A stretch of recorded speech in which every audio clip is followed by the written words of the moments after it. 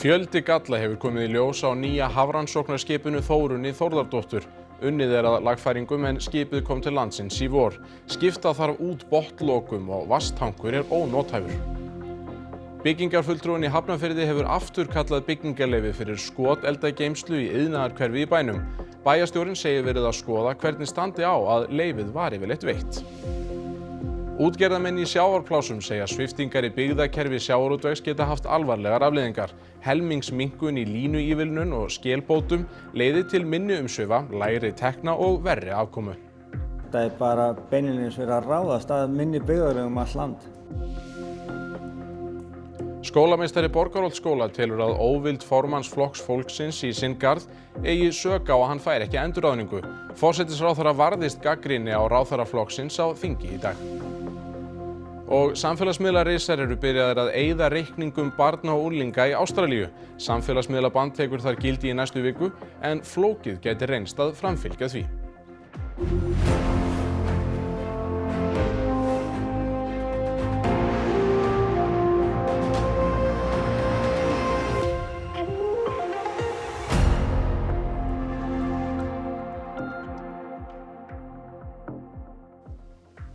Gott kvöld.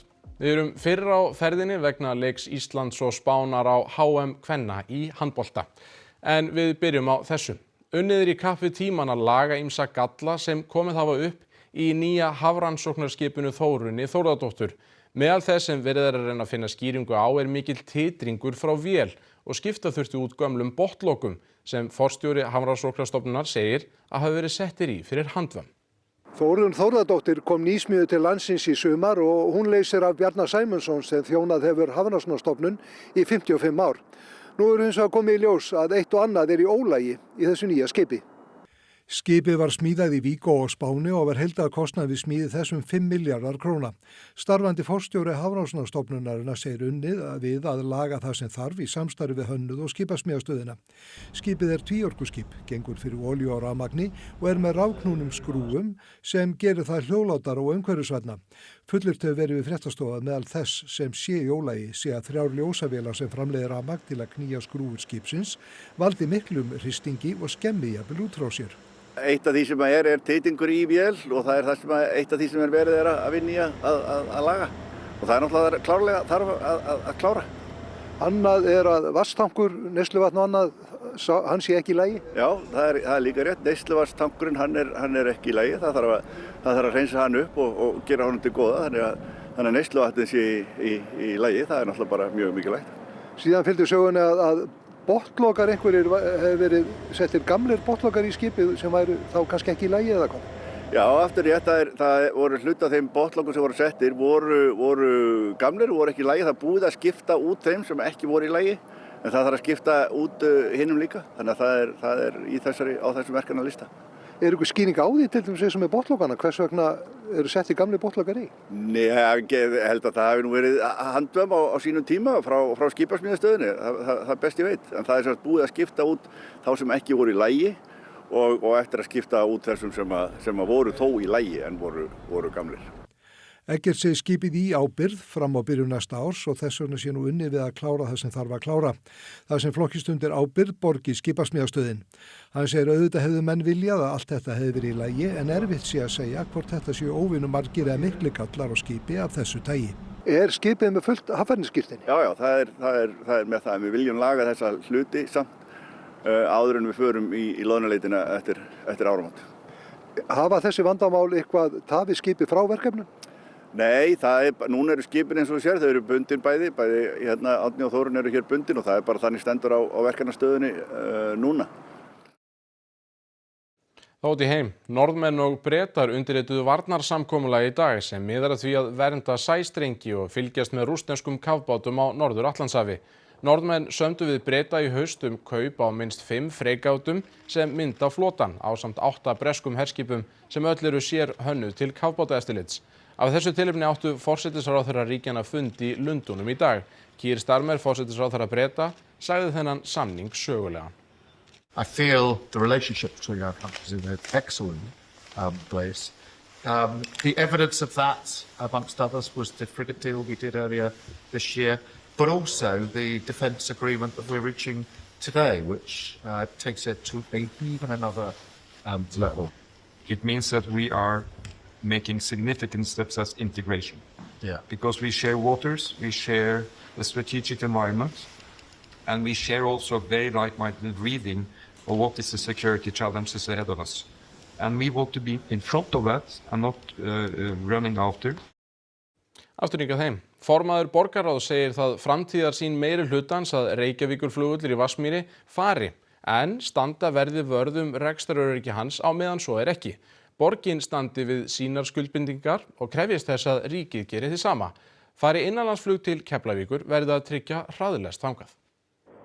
Í samgönguáætlun stjórnvalda sem gildir til 2040 meðal annars gert ráð fyrir óbreyttri þjónustu á flugvöllum og lendingarstöðum í grunnneti, en Reykjavíkurflugvöllur tilheyrir þeim flugvöllum. Dóra Björt Guðjónsdóttir, formaður borgarráðs, segir margt gott í samgönguáætlun eins og að fjármagna samgöngusáttmála og borgarlínu, en hins vegar vanti fjármagn í kennslu, æfinga og einkaflugvöll sem skýrar skuldbindingar séu að verði flutt. Viljið þið flytja flugvöllin? Það liggur auðvitað bara fyrir að það á að gera það til lengri tíma, en það þarf að finna nýjan stað og við þurfum að tryggja rekstraröryggi flugvallar sem meðan ekki hefur orðið af því, og það bara eitthvað sem að liggur fyrir. Við stöndum við okkar skuldbindingar og við krefumst þess að sjálfsögða að ríki geri slíkt í sama. Dóra Björt segist ekki hafa ákveðna skoðun á hvert flugvöllurinn fari, hvort hann verði nærri Reykjavík eða starfsemin færist til Keflavíkur. Kostir og gallar séu við báða staði. Í Oslo, þar sem ég bjó lengi, þá innanlandsflugvöllurinn í vegalengd frá borginni sem eins og Keflavík héðan, Gardermoen-flugvöllur þar, og það virkar mjög vel, það eflir landsbyggðina. Forsenda fyrir því segir Dóra Björt sé hraðlest til Keflavíkur líkt og í Oslo með reglulegum ferðum til Keflavíkur. Vatnsmýrin sé mikilvægt uppbyggingarland þar sem eigi að byggja. Það húsnæðisvandi hér og við þurfum að byggja, og sérstaklega þá svæði sem eru tilbúin til uppbyggingar eins og Skerjafjörðurinn nýi sannarlega. Þannig að þetta eitthvað sem að við auðvitað höfum samið margoft að við ætlum að gera, standa vörð rekstraröryggi á meðan flugvöllurinn hér, en framtíðarsýn sjálfsögðu svo að flugvöllurinn fari. Ísrael fær að taka þátt í Eurovision á næsta ári. Þetta var ljóst eftir fund sambands evrópskra sjónvarpsstöðva í Genf í Sviss í dag. Þátttaka Ísraels hefur verið umdeild út af stríðinu á Gaza. Hollendingar, Spánverjar, Írar og Slóvenar ætla að sniðganga keppnina í mótmælaskyni og fleiri lönd íhuga að gera það sama. Stjórn RÚV tekur ákvörðun þátttöku Íslands á fundi í næstu viku.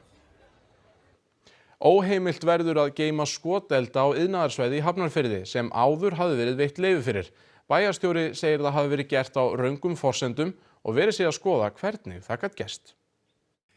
Byggingafulltrúi Hafnarfjarðar hafði heimilað geymslu skotelda í húsi í iðnaðarhverfi Straumhellu í bænum eins og RÚV greindi frá. Húseigendur og næstu lóð gerðu athugasemdir við þá notkun að hún væri óheimil sem og margra metra háir gámaveggir sem átt að vera til varnar ef illa færi. Bæjarstjóri sagði á sínu tíma að tilstæði að fara ofan í saumana á málinu og í gær var það til umfjöllunar og afgreiðslufundi byggingafulltrúa þar sem niðurstaða fékkst. Hún svo að áður samþykkt byggingaráform eru dregin tilbaka. Á hvaða forsendum það? Í raun og veru samræmdist ekki skipulagi. Þessi starfsemi samræmist ekki því skipulagi sem á svæðinu sem þá fyrir léttan iðnað og ekki mengandi iðnað. Þannig að þessi sprengiefna eða skotelda geymsla, hún má ekki vera þarna? Nei, hún má ekki vera þarna, ekki miðað við gildandi skipulag. Valdimar segir að við meðferð málsins hafi fyrir mistök verið horft til skipulags á svæði, ekki alls fjarri. En það að þetta fari alveg í gegnum kerfið á röngum forsendum, það ekki eitthvað sem þarf þá að skoða betur? Jú, og við þurfum að rýna það innan og sjá okkur og við erum svo sannlega að gera það. Við erum að skoða alla fletir málsins og hvernig þetta gæti gerst að máli fór svona langt byggt á röngum forsendum. Þetta mistök hjá byggingafulltrúa þá? Já, það meðal annars það sem bara verið að skoða. Það bara verið að fara yfir allt málið frá upphafi til enda. Valdimar telur bæinn ekki bótaskyldan gagnvart viðkomandi lóðarhafa unnið hafi verið eftir röngu skipulagi bæði og umsækjanda sem og þegar það var unnið áfram. Verið sé að skoða hvernig þetta gat gengið svo langt á röngum forsendum. Skólameistari Borgarholtsskóla telur ákvörðun menntamálaráðherra að framlengja ekki skipunartíma hans vera af pólitískum ástæðum. Ráðuneytið segir ástæðuna vera kerfisbreytingar. Ársæll Guðmundsson á sínu 10. ári í starfi skólameistara Borgarholtsskóla og skipunartíma hans lýkur í sumar. Á fundi hans með ráðuneytinu í síðustu viku var honum tilkynnt að staða hans yrði auglýst sem kom honum á óvart. Og þá stendur bara eftir, hef ég verið að gera eitthvað sem að ráðherra mislíkar og það þetta blessaða skómál sem stórfurðulegt mál. Skómálið komst í hámæli í byrjun árs þegar Inga Sæland félagsmálaráðherra hringdi í hann vegna skópars barnabarns síns. Og öskrar á mig hreinlega, svo ég bara tali hrein íslensku að ósköpun ég sé ekki búin að finna týnda skó. Ársæll telur að það gæti haft áhrif á ákvörðun ráðherrans. Og ég segi bara að málið sé í skoðun og hún æsist ennþá meira og hrópar í símann á mig að þetta gangi nú ekkert og hvort hún þurfi að fara til lögreglunar og ég segi já, ef að þú telur að þið hafið í fjölskyldunni orðið fyrir þjófnaði þá er bara rétt að láta lögreglunar vita því. Og þá sagði hún þessa frægu setningu, já ég hef nú orðið mjög góð inngrip í lögregluna. Og mér þótti þetta mjög undarlegt að ráðherra skuli vera að tilkynna með það sérstaklega í leit að skópari. Hvernig verði þá ef það komi alvarlegri mál upp? Inga Sæland hefur síðan neitað að hafa nefnt lögregluna í símtalinu og segist ekki hafa í að því að hún gæti beitt áhrifum sínum. Þannig að amman hefði kannski átt að telja upp á 86 áður hún tók upp símann. Braust þú einhvern tímann trúnað við ráðherrann með því að segja frá því til starfsfólksins? Nei, alls ekki. Við verðum að geta rætt allt sem kemur á borðið til okkar. En maður treysti því og ég hef alveg getað treysti í Borgarskóla. Ársæll segir að hann sé umboðslaus og ráðherra treysti honum augljóslega ekki, en hefur ráðherrann ekki rétt á að velja það fólk í yfirmannsstöðu sem hann treystir. Jú, það efast enginn það vald og það vill enginn taka það frá ráðherra, hann hafi það vald. En hér er ekkert slíkt á ferðinni, ekki málefnalega, engin rök. Í tilkynningu frá menntamálaráðuneytinu segir að ákvörðun ráðherra fæli ekki í sér vantraust í garð Ársæls. Hún væri vegna kerfisbreytinga á framhaldsskólastiginu. Ársæll og fleiri skólameistarar hafa gagnrýnt breytingarnar sem snúa því að stofna í 4 til 6 skrifstofur sem tækju við stjórnsýsluhluta skólana. Ráðuneytið segir ástæðinu ekki vera vegna gagnrýni Ársæls á breytingarnar. Enginn skólameistari hafi fengið áframhaldandi skipunartíma eftir 17. september. Lögmaður Ársæls ætlar að leita formlegra skýringa hjá ráðuneytinu. Þannig að já, ég mun leita skýringa á þessu og sjálfsög vil ég ekki að líta út fyrir að mér sé bara sparka sem ónýtri fullnótari tusku sem ég bara henda. Ég er ekkert sáttur við það. Nú meira þetta mál því þingmenn stjórnarandstöðunnar sóttu hart að forsætisráðherra á Alþingi í dag vegna framgöngu ráðherra Flokks fólksins í garð Ársæls. Hvorki Inga Sæland né Guðmundur Ingi Kristinsson voru til svara í dag en á þingfundi var upplýst að sá síðarnefndi væri á sjúkrahúsi. Forsætisráðherra sagðist ekki hafa upplýsingar annað en að ákvörðun Guðmundar Inga hefði verið tekin á faglegum forsendum. Hún vildi ekki leggja dóm á símtalið í skómálinu þar sem 2 manna tal var að ræða og svaraði ekki spurningum hvort Inga hefði með því brotið siðareglur ráðherra. Allir sem lesa þessa umfjöllun, þeim verður ljóst að það er eitthvað stórvægilegt að hjá ráðherrum Flokks fólksins. Og þegar farið að skoða aftur tilbaka að þá lítur sagan í rauninni bara alls ekki vel út. Við viljum ekki búa í samfélagi þar sem að fólk er hrætt við að tjá sig. Að þetta rugl sé að koma úr menntamálaráðuneytinu. Hefur forsætisráðherra engar áhyggjur af þessu? En í þessu tilviki er það einfaldlega þannig að það er verið að fara í ákveðnar breytingar innan framhaldsskólakerfisins. Það er hægt að auglýsa, umræddur aðili getur áfram sótt og hefur engan veginn fengið þau skilaboð að hans starfskröftum sé ekki lengur óskað. Yfir í annað. Verkaskipting heimilisins er íhaldssöm. Konur sjá ólaunaða verkstjórn, það er 3. vaktina, þvott og þrif og karlar bera ábyrgð á tilfallandi útiverkum. Þetta er niðurstaða nýrrar rannsóknar. Rannsakendur kalla eftir samfélagsbreytingu og dreifðari ábyrgð. Hver man eftir rauðadeginum á þínu heimili? Hver man eftir að setja fötin í hreinsun? Hver fer með bílinn í skoðun og hver setur í uppþvottavélina? Þetta er eitthvað sem að varða rannsóknarstofnun vinnumarkaðarins vildi koma af stað. Þetta er mjög svona kynjaskipting á milli kynjana. Það sem að konur bera ábyrgð á þessum innandyraverkum í meira mæli, kalla meira á þessum utandyraverkum og konur er með meiri ábyrgð á þessari hugrænu byrði að 3. vaktaverkefnum sem sína eru þessi, það verið svona verkstjóri heimilisins og sjáum alla þræði. Hér er ég á 1. vaktinni, það er að segja ég er hérna í vinnunni að tala við ykkur, en ég er líka á 2. vaktinni af því ég er í þvottahúsinu að setja í þurrkara og á 3. vaktinni af því ég er búin að hugsa að þetta þurfa að gera í allan dag. Rúmlega 24.600 félagar í ASÍ og BSRB svöruðu könnun Vörðu verkaskiptingu heimilisins. En af hverju að kanna það núna? Konur eru með lægri atvinnutekjur og það mun algengara að konur séu í lægra starfshlutfalli heldur en karlar. Og þá er rauninni bara mikilvægt að skoða fleiri þætti í lífi sambúðarfólks, svo sem hvernig heimilisstörfunum er skipt og þá er rauninni þessa vinnu sem er fram inn á heimilunum en er auðvitað ólaunuð. Niðurstaða könnunarinnar er að 8 af hverjum 10 konum bera alltaf eða yfirleitt ábyrgð á þvottinum og skipulagi í kringum hann. 7 af hverjum 10 konum sjá heimilistryf. Örlítið færri ákveða hvað er í matinn eða 6 af 10. Aftur á móti sjá 8 karlar af hverjum 10 yfirleitt það sem tengist bílum eða reiðhjólum. 7 af hverjum 10 sjá alltaf eða yfirleitt að skipuleggja viðgerðir og viðhald heimilisins. 5 af hverjum 10 konum sinnir alltaf eða yfirleitt meira en helmingi verkefna heimilisins. Það á aðeins við 1 af hverjum 10 körlum. Rannsakendur segja því að þrátt fyrir mikla atvinnuþátttöku kvenna beri þær mikinn þunga af heimilistörfum. En það er eiginlega þessar andstæða sem við erum með, mikla atvinnuþátttöku en þó minna en karla, en samt sem áður þessa mjög svona íhaldssömu verkskiptingu inn á heimilunum. Ég held að fyrir sumar konur sé gott kannski að sjá niðurstöðunar og vita að þetta er kannski á mörgum heimilum svona að konur bera oft þessa ábyrgð og kannski eru konur þessuna stundum svolítið þreyttar á því að sinna þessum mörgu verkefnum sem við sjáum að meðaltali lendir meira á konum. Ég held að verkefnið sé ekki einstaklingsbundið heldur samfélagslegt og snúist einhvers konar breytingu sem er örugglega að taka langan tíma að við reynum að jafna byrðunum og vinna verkin meira saman. Útgerðir sem nýta línuívilnun og skelbætur eru uggandi yfir 50% lækkun frá síðasta ári. Innviðaráðherra segist vera að taka til í byggðakerfinu sem hafi ekki skilað þeim árangri sem lagt var upp með. Í fyrra voru veidd 800 tonn af þorski út á línuívilnun. Í lok nóvember tilkynnti innviðaráðherra að í ár færu 400 tonn í línuívilnun. Fyrir 10 árum var magnið hins vegar 3500 tonn.